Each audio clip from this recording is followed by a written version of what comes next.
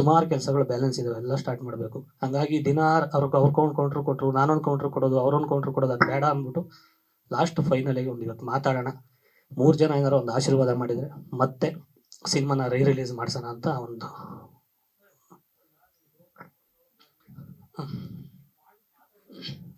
Sir. ಎಲ್ಲರೂ ಹೇಳ್ತಾ ಇರೋದು ಅದೇ, ಮಾತಾಡಿರೋದು ನಂದೇ ವಯಸ್ಸು ಸರ್, ನಾನು ಇಲ್ಲ ಅಂತ ನಾನು ಹೇಳ್ತಿಲ್ಲ, ಆದರೆ ನನಗೆ ಪ್ರಜ್ಞೆ ಇಲ್ಲ.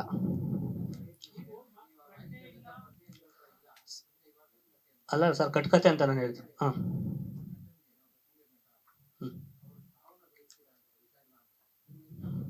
ಸರ್ ನನ್ನ ಮನಸ್ಥಿತಿ ನಾನು ಅಲ್ಲ ಸರ್, ನನ್ನ ಮನಸ್ಸಿಗೆ ನನಗೆ ಇವಾಗಲೂ ನಾನು ಇದೇ ಪಶ್ಚಾತ್ತಾಪ ಪಡ್ತಾ ಇರೋದು. ನಾನು ಅವತ್ತಿಂದ 1% ನಾನು ನಿದ್ದೆನೂ ಮಾಡಿಲ್ಲ ಸರ್. ಹಿಂಗೆ ನನ್ನ ಬಾಯಲ್ಲಿ ಬಂತು ಈ ಥರ ಇಲ್ಲ ಅಂದ್ರೆ ನಾನು ಪಶ್ಚಾತ್ತಾಪ ಪಡಲಿಲ್ಲ ಅಂದರೆ ಸರ್ ಕುಡಿದು ಮಾತಾಡಲ್ಲ. ಆ 4 ಗೋಡೆ ಮಧ್ಯೆ ಏನಾಯ್ತು ಅಂತ ನಮ್ಮ 3 ಜನಕ್ಕೆ ಅಷ್ಟೇ ಅಲ್ವಾ ಗೊತ್ತಿರ ಸರ್, ಹೊರಗಡೆ ಏನೂ ಗೊತ್ತಾಗಿರಲ್ಲ.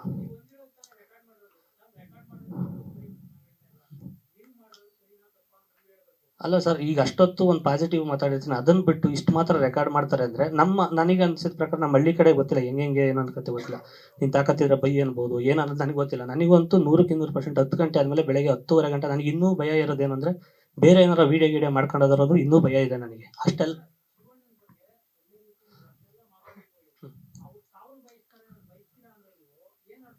ಸರ್, ನಾನು ಯಾವತ್ತೂ ಯಾರಿಗೂ ಸಾವು ಬಯಸುವಂಥ ಅಧಿಕಾರ ಯಾರಿಗೂ ಇಲ್ಲ. ನಾನು ಹಂಗೇನಾದರೂ ಪ್ರಜ್ಞೆ ಇದ್ದು ಉದ್ದೇಶಪೂರ್ವಕವಾಗಿ ಏನಾದರೂ ಮಾತಾಡಿದ್ದಿದ್ರೆ ನಾನು ಸ್ಟೇ ತರೋದು ಇಲ್ಲ ಆಡಿಯೋ ಡಿಲೀಟ್ ಮಾಡಿಸೋದು ಏನೋ ಒಂದು ಮಾಡ್ತಾಯಿದ್ದೆ ಸರ್. ಅಷ್ಟು ಪ್ರಜ್ಞೆ ಇತ್ತು ನನ್ನ ಮನಸ್ಸಿಂದ ಹೇಳಿದಿದ್ರೆ. ಇದು ಮನಸ್ಸಿಂದ ಹೇಳಿಲ್ದಿರೋದಕ್ಕೆ ನಾನು ಸುಮ್ಮನಾಗಿದ್ದು, ಬಿಡು ಅದೆಲ್ಲ ಇರಲ್ಲ, ನಾನು ಮಾತಾಡಿರೋಕ್ಕೆ ಚಾನ್ಸೇ ಇಲ್ಲ ಅಂತ ನಾನು ಆ ಒಂದು ಧೈರ್ಯದಲ್ಲೇ ನಾನು ಸಿನಿಮಾ ಆರಾಮಾಗಿ ಪ್ರಮೋಷನ್ ಮಾಡ್ಕೊಂಡಿದ್ದೆ. ಪ್ರಮೋಷನಿಗೆ ಪ್ರತಿ ಒಂದು ಟೈಮಲ್ಲೂ ಫೋನ್ ಮಾಡಿ ಟಾರ್ಚರ್ ಕೊಟ್ಟವ್ರೆ, ಹಂಗಿದೆ ಹಿಂಗಿದೆ, ಊರಲ್ಲಿ ತುಂಬ ಕನ್ಫ್ಯೂಸ್ ಮಾಡಿದರು ಸರ್. ನಾನು ಆ ಥರ ಕುಡ್ಕನೂ ಅಲ್ಲ ಸರ್, ನಾನು ಕುಡಿದೂ ಇಲ್ಲ. 3 ವರ್ಷ ಫುಲ್ಲು ಡಯಟಲ್ಲಿ ಇದ್ದೀನಿ. ಯಾರನ್ನಾದರೂ ಕೇಳ್ಕೊಬನ್ನಿ ನಮ್ಮ ಫ್ರೆಂಡ್ ಸರ್ಕಲಲ್ಲಿ. ನಾನು ಸಿಕ್ಕಾಕೊಂಡಿದ್ದು ಹೆಂಗೆ ಅಂದರೆ ನನ್ನ ಸಿನಿಮಾ ಜೀವನ, ನನ್ನ ಉಸಿರು ಅಂತ ಸಿನಿಮಾನ ಪ್ರೀತಿಸ್ತಾನೆ. ಅವ್ರಿಗೆ ಗೊತ್ತು ಸಿನಿಮಾ ವೀಕ್ನೆಸ್ ಅನ್ನೋದು ಗೊತ್ತು ಅವರಿಗೆ. ಆ ವೀಕ್ನೆಸ್ ಇಟ್ಕೊಂಡು ರಿಲೀಸ್ ಡೇಟ್ ಹತ್ರ ಬಂದಂಗೆ ಸುಮಾರು ಬ್ಲ್ಯಾಕ್ ಮೇಲ್ ಮಾಡ್ಕೊಂಡಿದ್ದಾರೆ. ನಾನು ಕಂಪ್ಲೇಂಟ್ ಕೊಟ್ಟಿದ್ರೆ ತುಂಬ ಚೆನ್ನಾಗಿರೋದು, ಬಟ್ ಕೊಟ್ಟಿದ್ರೆ ಸಿನಿಮಾ ಪ್ರಚಾರಕ್ಕೆ ಗಿಮಿಕ್ ಅಂತಾರೆ ಅನ್ನೋ ಉದ್ದೇಶಕ್ಕೆ ನಾನೇನೂ ಕೊಟ್ಟಿಲ್ಲ. ಹಾಗಾಗಿ ಪಶ್ಚಾತ್ತಾಪ ಡೈಲಿ ಪಡ್ತಾನೇ ಇದ್ದೀನಿ. ಈಗ ಇವರಿಗೆ ಧ್ರುವಣ್ಣ ಅವರಿಗೆ ಬಂದ ತಕ್ಷಣ ನಾನು ಅಲ್ಲಿ 2-3 ದಿವಸ ಆದಮೇಲೆ ನಾನು ಹಂಗೇನಾದ್ರು ಉದ್ದೇಶಪೂರ್ವಕವಾಗಿ ಮಾತಾಡಿದರೆ ರಿಲೀಸ್ ಆದಮೇಲೆ ನಾನು ಊರಿಗೆ ಎಲ್ಲರೂ ಹೋಗ್ಬಿಟ್ಟು ಕಾಣ್ದಂಗೆಲ್ಲ ಇಟ್ಬಿಡ್ತಿದ್ದೆ.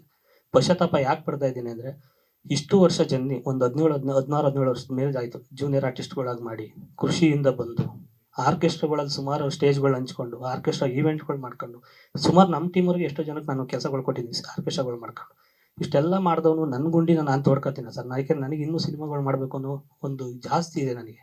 ಕಲೆನ ನಂಬಿ ಬಂದಿರೋನು, ಬೇರೆ ನನಗೆ ಬ್ಯಾಕ್ಗ್ರೌಂಡ್ ಆಗಲಿ ದುಡ್ಡಾಗಲಿ ಹಂಗೆಲ್ಲ ಇದ್ದಿದ್ರೆ ನನ್ನ ಜೊತೆ ಇರೋರೇ ಹೋಗ್ಬಿಟ್ಟು ಅವ್ರಿಗೆ ಹೊಡೆದು ಸಾರಿ ಕೇಳಿಸ್ಬಿಡೋರು, ಇದು ಆಡಿಯೋ ಫೇಕ್ ಅಂತ ಹೇಳು ಅಂತ ಅವ್ರ ಕೈಲೇ ಹೊಡೆದು ಕೇಳಿಸಿರೋರು. ಬಟ್ ನಮಗೆ ಹೊಡೆಯೋಕ್ಕೂ ದುಡ್ಡಿಲ್ಲ, ಹೊಡ್ಸೋಕ್ಕೂ ದುಡ್ಡಿಲ್ಲ. ನಮಗೇನು ಈ ದುಡ್ಡಿಲ್ದರೆ ಏನು ಹೇಳ್ತೀವಿ, ದೇವ್ರಿದ್ದಾನೆ ಅಂತೀವಿ, ಇಲ್ಲ ಕರ್ಮ ರಿಟರ್ನ್ ಅಂದ್ಕೊಂಡು ಏನೋ ನಮಗೆ ನಾವು ಸಮಾಧಾನ ಮಾಡ್ಕೊತೀವಿ ಅಷ್ಟೇ.